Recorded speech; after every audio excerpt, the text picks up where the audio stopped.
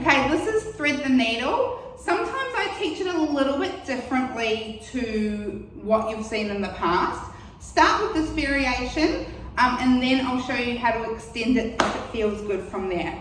So we're going to firstly make sure we're in our 4-point position, which is our shoulder over elbow over wrist and our hip over knee. So we don't want to be too far forward or too far back. We want to have that nice position.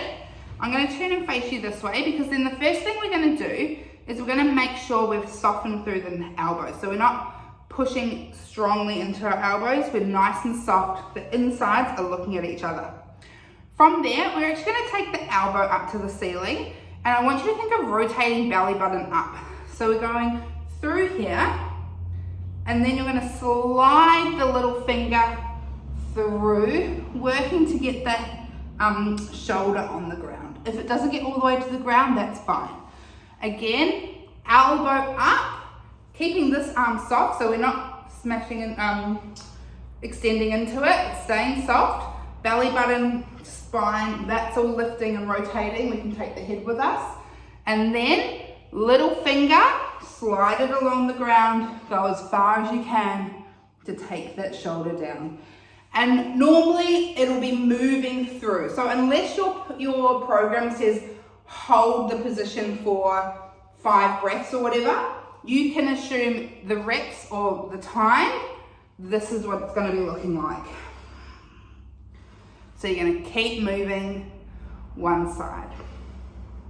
Now I actually want you to have a look at what my hips are doing as I reach up. So we're really trying to get that rotation happening from sort of the belly button up, so I'm not moving through the hips here.